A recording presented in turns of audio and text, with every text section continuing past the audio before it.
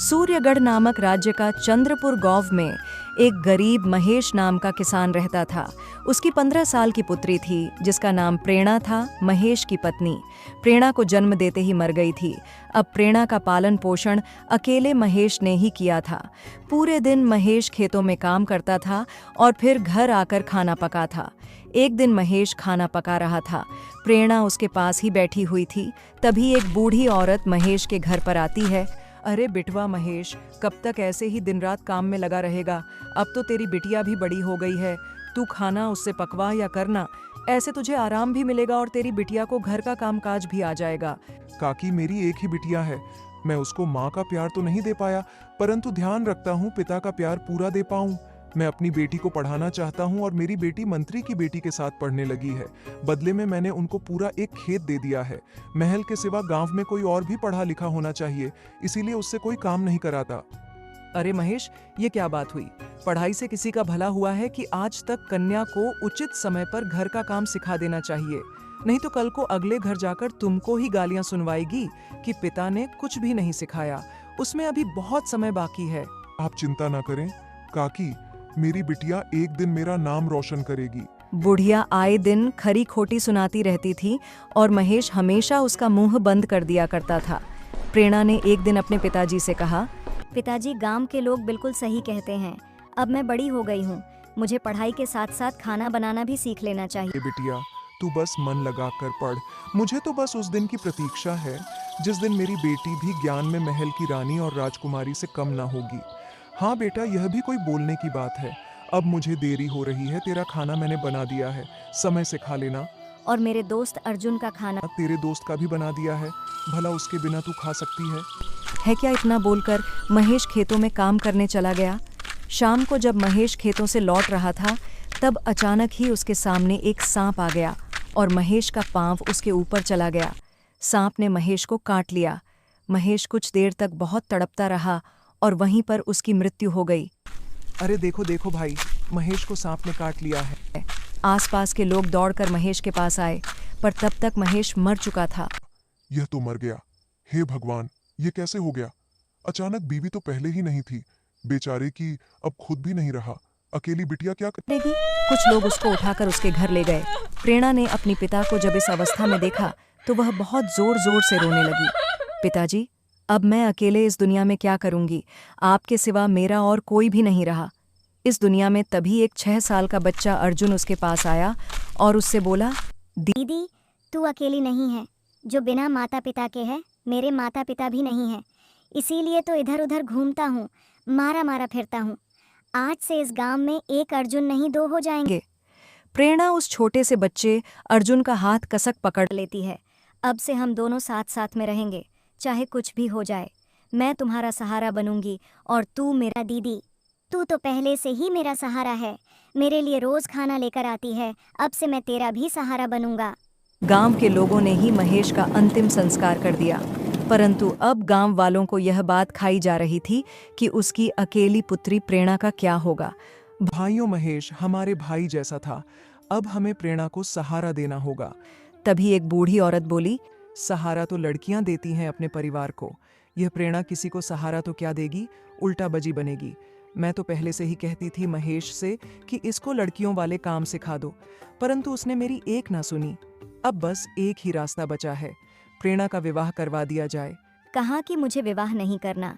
मेरे पिताजी कहते थे मैं पढ़ लिख कर अपने पैरों पर खड़ी हो जाऊंगी। अरे तू चुप कर, इतनी सी होकर हमारे सामने जबान चलाती है। जो तेरे बाप का खेत था वो महेश ने बेच के सब तेरी पढ़ाई में लगा दिया। अब क्या मिट्टी खाएगी? जो हम लोगों पर जिम्मेदारी तेरा बाप छोड़कर गया है ना, बस उसी को पूरा कर रहे हैं हम लोग, और यही गांव वालों का कर्तव्य होता है। प्रेरणा ठीक कह रही है, अभी वह छोटी है, इतनी जल्दी उसका विवाह कैसे हो सकता है? तो क्या तू उसका पालन पोषण कर। महंगाई इतनी हो गई है, अपने बच्चों के पेट नहीं भर सकते हैं। अब तू चली है दूसरों के बच्चों का पालन पोषण करने। हाँ, तू ही बता, तू उसका पालन पोषण कैसे करेगी? इस गांव में यदि कोई ऐसा है जो प्रेरणा की जिम्मेदारी उठा सके तो वह सामने आ जाए।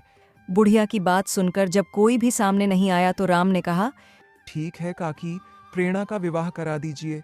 वैसे भी प्रेरणा इतनी भी छोटी नहीं है 15 साल की हो गई है, परंतु विवाह के लिए कोई वर भी तो होना चाहिए।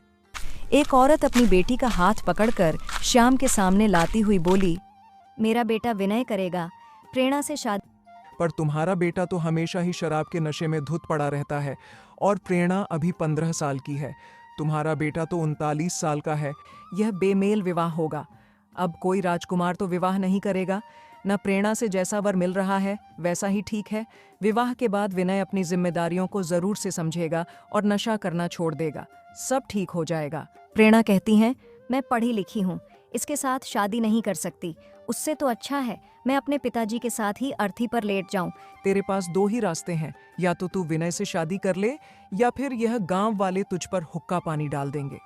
हुक्का पानी क्या? मतलब? काकी का मतलब है फिर तुझे यह गांव छोड़कर जाना पड़ेगा कहीं और, फिर गांव वालों को तुझसे कोई मतलब नहीं होगा। मुझे काकी की यह शर्त मंजूर है विवाह वाली। मैं अभी यह गांव छोड़कर चली जाऊंगी। प्रेरणा का यह बोलना था कि गांव के सभी लोगों ने अपने मुंह पर हाथ रख लिया। काकी, लड़की गांव छोड़कर कहाँ भटकेगी, रोक लो उसे। जब एक दिन बिना छत के रहेगी ना तो फिर अपना गांव याद आ जाएगा। इसको यह कहाँ जाएगी? भला कल सवेरे तक लौट आएगी और विनय से विवाह भी कर लेगी। मैं देखती हूँ इसके बाप के सपने कैसे पूरे होते हैं। अब जाओ, सब अपने अपने घर पर जाकर बैठो और 2 लोग जाकर प्रेरणा को गांव के बाहर फेंक आओ। गांव वालों ने प्रेरणा को गांव से बाहर फेंक दिया। तभी अर्जुन भागकर प्रेरणा के पास आ गया। दीदी, मुझे भी अपने साथ ले चलो ना। इस गांव में आप ही तो हो जो अर्जुन को खाना देती थी। आपके बाद मैं कहाँ जाऊंगा? प्रेरणा ने अर्जुन का हाथ पकड़ा और चल दी। अभी वह कुछ ही दूर चली थी कि तेज वर्षा होने लगी और बिजली भी कड़कने लगी। अर्जुन को चमकती हुई बिजली से बहुत ज्यादा डर लगता था। दीदी, हमें बहुत डर लग रहा है। ये वर्षा कब बंद होगी?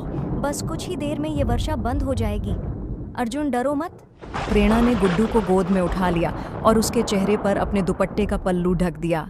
परंतु वर्षा इतनी ज्यादा तेज थी कि अब वो दोनों ठीक से रास्ता भी नहीं देख पा रहे थे। थोड़ी देर में वर्षा रुक गई।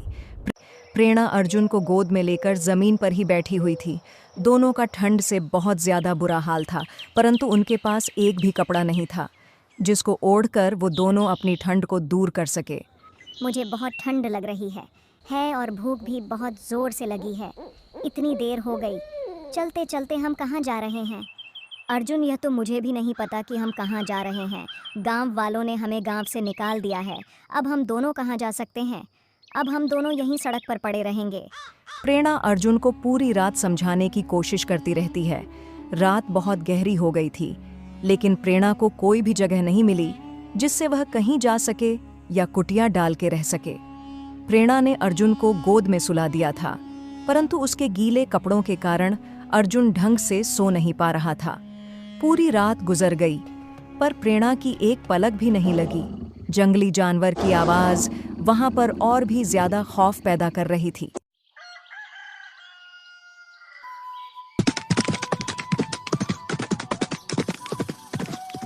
तुम दोनों यहाँ क्यों बैठे हो?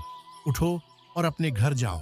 उसकी बात सुनकर प्रेरणा जोर जोर से रोने लगी। तुम ऐसे प्रेरणा रो को क्यों रोता रही हुआ हो? देखकर राजा जो ने भी कहा, बात है, हमें बताओ, हम यहाँ के राजा हैं, तुम्हारी सहायता करेंगे। महाराज, मेरा नाम प्रेरणा है और ये मेरा भाई अर्जुन है। गांव वालों ने हमें गांव से बाहर निकाल दिया है। प्रेरणा ने राजा को सारी बात बता दी। राजा प्रेरणा और अर्जुन को लेकर महल में चला गया। प्रेरणा, हम अपनी दासी को बोल के तुम्हारे लिए कुछ कपड़े और खाना भिजवा है और अब से तुम महारानी की दासी बन के रहोगी। महल में जल्दी ही खुशखबरी भी आने वाली है। हम तो कल ही मनादी कराने वाले थे महारानी के लिए एक और दासी की, और तुम हमें मिल गई। आपका बहुत बहुत धन्यवाद महाराज कि आपने हमें रहने के लिए छत दी। मैं इस राज्य का राजा हूँ, यह मेरा कर्तव्य है। इतना बोलकर राजा वहां से चले गए। प्रेरणा कई दिनों तक में रही और अब राजा ने प्रेरणा को रानी के कक्ष की सफाई का काम भी सौंप दिया था। एक दिन प्रेरणा कक्ष की सफाई कर रही थी तो रानी ने प्रेरणा से कहा, प्रेरणा, क्या सफाई के अलावा तुम और कुछ नहीं कर सकती? महारानी जी, हम जानते हैं हम यह काम ठीक से नहीं कर पा रहे हैं, परंतु हम जल्दी सीख जाएंगे। इसके अलावा हम आपको मज़ेदार कहानियों की किताब, युद्ध और धर्म की किताबें भी पढ़कर सुना सकते हैं। क्या तुमको किताबें पढ़नी आती हैं प्रेरणा? हाँ महारानी जी, ऐसी कोई भी किताब नहीं जिसके बारे में प्रेरणा ना जानती हो। अरे वाह प्रेरणा, ये तो बहुत अच्छी बात है। पहली बार सुना है गांव की कोई लड़की पढ़ी लिखी भी है क्या? अर्जुन तुम्हारा सगा भाई है? हाँ, पर आपने ऐसा क्यों पूछा? क्या वह मेरा सगा भाई नहीं लगता? नहीं नहीं, हमें तो वह बहुत नासा लगता है। बहुत ही प्यारा है ना? वह बहुत ही जल्दी हम उसको पसंद करने लगे हैं। हाँ महारानी जी, और अब तो महल में राजकुमार भी आने वाले हैं, तो इसलिए आपको अर्जुन और भी ज्यादा प्यारा लगता होगा ना? हाँ प्रेरणा, यह भी हो सकता है। कुछ दिन यूं ही बीत गए। एक दिन महल में सुबह सुबह बच्चे के रोने की आवाज आई और उसके साथ ही कामिनी की घबराई हुई आवाज भी आई। महाराज महाराज, आज हम इस बच्चे को बचा नहीं पाएंगे। न जाने क्या मर्जी है भगवान की, जो इस महल में बच्चे की रोने की आवाज तो गूंजती है पर किलकारी नहीं। नहीं नहीं नहीं, कामिनी ऐसा नहीं बोलिए। यह हमारा दूसरा बच्चा है, जिसमें हम अपने पहले बच्चे को अपनी गोद में लेने से पहले ही खो चुके हैं। अब इसको नहीं खो सकते। हमें इस राजपाट को संभालने के लिए एक राजकुमार चाहिए। हम धीरे धीरे करके बूढ़े हो रहे हैं। कोई तो उपाय होगा कामिनी, जिससे हम अपने पुत्र को जीवन दान दे सके। महाराज, एक रास्ता है, कृष्णा नदी का पानी। यदि आप वह पानी शिशु को पिला दे तो उसको जीवन दान मिल सकता है, पर वह पानी आपको स्वयं ही लाना होगा। और याद रहे, उस नदी का पानी इतनी आसानी से आपको नहीं मिलेगा। ठीक है कामिनी, मैं कृष्णा नदी का पानी लेकर आऊंगा। कामिनी, ये क्या बोल रही हो तुम? पता है ना, कृष्णा नदी के पास ही हमने अपने पहले पुत्र राजकुमार वंश को खोया था। महाराज फिर से वहां जाएंगे तो वह फिर से टूट जाएंगे। महारानी जी, कृष्णा नदी का पानी बहुत ही शक्तिशाली है शिशु के लिए। और अब महल में दूसरा राजकुमार भी आ गया है महाराज, और आपके जख्म बहुत ही जल्दी भर जाएंगे। महारानी, हमारा बड़ा राजकुमार वाकई हमें बहुत याद आता है, परंतु आज वहां जाने के अलावा कोई दूसरा रास्ता भी तो नहीं है। हमारे पास मुझे अपने पुत्र को जीवन दान देने के लिए कृष्णा नदी का पानी लाना ही होगा। राजकुमार वंश के लिए भी कामिनी ने यही बोला था। ऐसी भी क्या बात है मेरे बच्चों में जिनको कृष्णा नदी का पानी ही ठीक कर सकता है? राजा अकेले ही जंगल के रास्ते में कृष्णा नदी की ओर पर चल पड़े। वो जैसे ही नदी से पानी घड़ी में भरने लगे तो नदी का पानी सूख गया। इस नदी का पानी तो सूख गया है। अब मैं अपने पुत्र के लिए कृष्णा नदी का पानी कैसे लूं? कोई तो रास्ता होगा जिससे नदी मुझे खुद ही पानी दे दे। मुझे जल्दी ही कुछ करना होगा। वह कुछ सोच पाते तभी उनको एक लड़की की चीखने की आवाज आई। ये लड़की की चीखने की आवाज कहाँ से आ रही है? ऐसे घने जंगल में अकेली लड़की कहीं किसी मुसीबत में ना हो। मुझे देखना होगा। पर वहां महल में मेरा पुत्र आखिरी सांस ले रहा है। समय से पहले मुझे महल लौटना भी है। यदि देरी हुई तो मेरे पुत्र को बचाना मुश्किल हो जाएगा। परंतु यह लड़की जो भी है, यह भी तो मेरी प्रजा है। इसकी रक्षा करना भी तो मेरा कर्तव्य है। मुझे जाकर देखना होगा। राजा घड़ा वहीं पर छोड़कर पेड़ के पीछे देखने गए जहां से आवाज आ रही थी। तुम जो कोई भी हो, बाहर आ जाओ। मैं तुम्हारी सहायता करूंगा। मुझसे डरने की आवश्यकता नहीं है। माफ कीजिए राज, मैंने आपकी और महारानी की सारी बातें सुन ली थी। कृष्णा नदी के पानी वाली। तुम छुपकर हमारी बात सुन रही थी। नहीं महाराज, मदद करने की कोशिश कर रहे थे। तुम चिंता मत करो, हम कृष्णा नदी का पानी ले लेंगे। यहाँ रहना तुम्हारे लिए ठीक नहीं है महाराज। आप सबका इतना ख्याल रखते हैं। अगर दुनिया में सारे राजा आपके जैसे होते तो सबका राज्य कितना ज्यादा सुरक्षित हो और खुशहाल होता। तुम अभी घर जाओ। अपनी तारीफ हम महल में आकर भी सुन सकते बोलो हैं। ना, तुम यहाँ से जाओ महाराज। हमारे पास एक उपाय है कृष्णा नदी का पानी फिर से वापस लाने का। हाँ, पर तुम्हें कैसे पता? हमने किताब में पढ़ा है कृष्णा नदी के पानी के बारे में। हाँ, महारानी बता रही थी तुमने बहुत सारी किताबें पढ़ी हैं। इसका मतलब यह नहीं तुम हमें हमारे मार्ग से भटका दोगी। राजा प्रेरणा का कुछ बोल पा बातें। तभी काली नदी के अंदर से एक बहुत बड़ा चिन्ह निकला। राजा 2 कदम पीछे हट गए और फिर खुद को संभालते हुए बोले, राजा, कृष्णा नदी के देवता, हमें कुछ जल चाहिए। अपने बच्चों के लिए जिन तुम्हारी मदद करके दिल से खुश होगा। राजा ने जैसे ही अपना घड़ा उठाकर सिनारा जिन को दिया, तभी प्रेरणा ने पीछे से एक लाल रंग की मिट्टी सिनारा जिन की तरह फूंक कर उड़ाई। लाल मिट्टी ने जैसे ही जिन को छुआ तो छूते ही सिनारा जिन की आंखें लाल हो गईं और धीरे धीरे उसका बदन दहक लगा। लड़की, ये क्या तुझे मैं इस नदी में डुबाकर पाताल तक ले जाऊंगा? सिनारा जिन चीखते चकते काली नदी में छाई बनकर बहने लगा। राजा भी प्रेरणा की इस हरकत से बहुत ज्यादा खफा हो गए। मूर्ख, ये तुमने क्या किया? अब मेरे पुत्र को कृष्णा नदी का पानी कहाँ से मिलेगा? महाराज, मैं जानती हूँ आप मुझ पर यकीन नहीं कर पा रहे हैं, परंतु पुस्तक पर तो आप यकीन कर सकते हैं ना। देखिए, इस मायावी कृष्णा नदी नामक पुस्तक में यही सब लिखा है। यदि कोई कृष्णा नदी का पानी छू ले तो उसकी संतान उसके सामने ही दम तोड़ लेती है। और ये पुस्तक मेरी नहीं है, आपके महल की ही पुस्तक है, जो मैंने इसे वहाँ से ही उठाया है। प्रेरणा ने एक कृष्णा नदी के रहस्य नामक पुस्तक खोल के राजा के सामने रख दी। राजा यह सब देखकर बहुत ज्यादा हैरान हो गए। तुम्हें ये सब कैसे पता लगा? महारानी ने जब आपसे कहा कि उन्होंने पहले बच्चे को भी कृष्णा नदी के निकट ही खोया था और दूसरे बच्चे के बाद भी कामिनी ने आपको यही पानी लाने को बोला था, तो मैं समझ गई कि यह कामिनी की ही चाल है।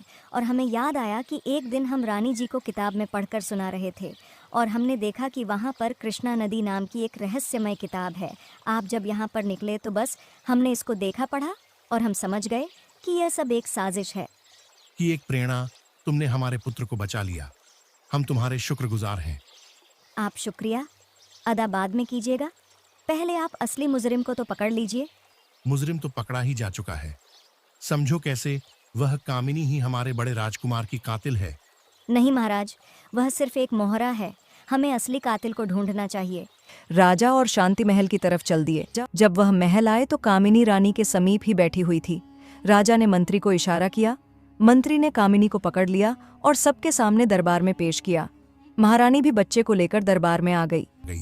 कामिनी, हमने और महारानी ने आप पर इतना यकीन किया और आपने हमारे साथ क्या किया? तो तुमको सब कुछ पता चल गया। हाँ, अब तुम यह बताओ, तुमने ये सब क्यों किया? मैंने वही किया जो एक बच्चे को उसकी माँ से अलग करना क्या सही है? एक राजकुमार को उसके राज्य से अलग करना क्या? तुम्हारी दृष्टि में इसको सही कहते हैं, और जो आपने किया राजा साहब वह ठीक था। क्या क्या गलत किया हमने तुम्हारे साथ? बोलो। तुम्हारे कारण अपना बड़ा राजकुमार खो दिया। तुम पर हमने इतना यकीन किया, तुम्हें अपना पुत्र सौंपकर कृष्णा नदी का पानी लेने गए थे, वहां तक पहुंच भी नहीं पाए। पता लगा बच्चे को जंगली जानवर ले गए और खा लिया। आप सोच भी नहीं सकती ये 6 साल हमारे लिए और महारानी के लिए कैसे थे। क्या आपको लगता है महाराज आपने कुछ भी गलत नहीं किया? क्या आप भूल गए कुसुम को? कुसुम का नाम सुनकर महाराज चुप हो गए। मैंने कुछ गलत नहीं किया, बस कुसुम का साथ दिया जो आपको देना चाहिए था। इतना बोलकर कामिनी वहां से जाने लगती है। तभी सैनिकों ने कामिनी को चारों तरफ से घेर लिया। राजा ने सैनिकों को इशारा किया और सैनिकों ने कामिनी का रास्ता छोड़ दिया। कामिनी महल से निकल गई। राजा भी गांव से बाहर की तरफ चल पड़े।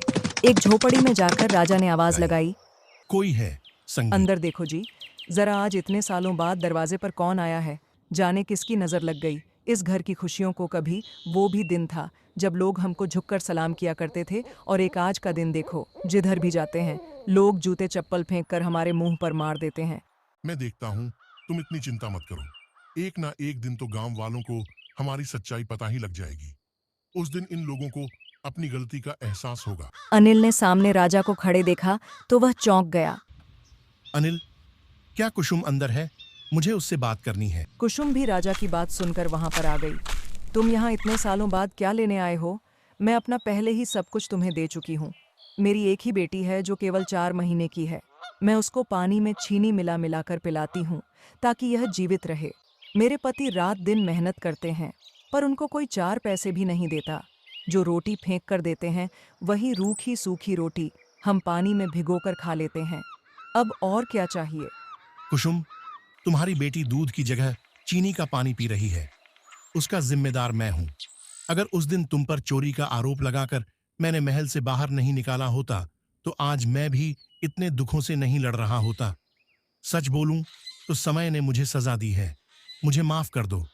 महल चलो, मैं सबको बता दूंगा। तुम ही इस राजपाट की असल हकदार हो। यह तुम्हारे पिता का सिंहासन है और मैं 9 साल का था जब अपने पिता की मृत्यु के बाद अपनी माँ के साथ महल आया था। तुम्हारे पिता, मेरे मामा ने मुझे इतना प्यार दिया कि मेरे मन में सिंहासन को लेकर लालच आ गया और मैंने उनकी हत्या कर दी। उसके बाद प्रजा की इतनी मदद की कि उनके दिल में कोई सवाल ही पैदा नहीं हुआ। मुझे लेकर वह बस मुझे ही राजा बनता देखना चाहते थे हमेशा, पर अब मुझे मेरी गलती का एहसास हो गया है। मैं सब तुमको वापस कर दूंगा। बस तुम वापस महल चलो। अब सब कुछ बदल गया है। मेरी जिंदगी के कुछ ही दिन बचे हैं। मैं वापस जाकर क्या करूंगी? तुमने जो किया उसकी सजा तुम भुगत चुके हो। तुम्हारे बड़े पुत्र को मैंने ही कामिनी से लेकर गांव में छोड़ दिया था। वह राजकुमार होकर भी 6 साल तक एक एक टुकड़े के लिए तरसता रहा, परंतु किस्मत ने उसको प्रेरणा से मिला दिया। वह फिर से उसको महल में ले गई और देखो, वह फिर से उसको महल में ले आई। तुमने जो किया, मैंने उसका हिसाब बराबर कर दिया। क्या है? क्या अर्जुन मेरा बड़ा राजकुमार है? हाँ, मेरे दोनों राजकुमार जिंदा हैं। कुसुम, तुम महल लौट चलो। मैं जानता हूं तुम नहीं जाना चाहती, पर तुम्हारी बेटी के भविष्य के लिए तो तुम यह सब कर ही सकती हो। कुसुम के मना करने के बाद भी राजा उसको महल में ले आए और सबके सामने उन्होंने ने महल को 4 हिस्सों में बांट दिया, जिसमें से 2 हिस्से 2 राजकुमार के थे, कुसुम की बेटी का और चौथा प्रेरणा का। प्रेरणा का नाम सुनकर सभी गांव वालों ने अपने दांतों तले उंगली दबा ली। यह लड़की तो शातिर निकली, महल के अंदर से हिस्सा भी ले पड़ी। मैं पूरी प्रजा के सामने कुसुम से हाथ जोड़कर माफी मांगता हूं और प्रेरणा को सर झुकाकर प्रणाम करता हूं। प्रेरणा ने मेरे दोनों बेटों को बचा लिया।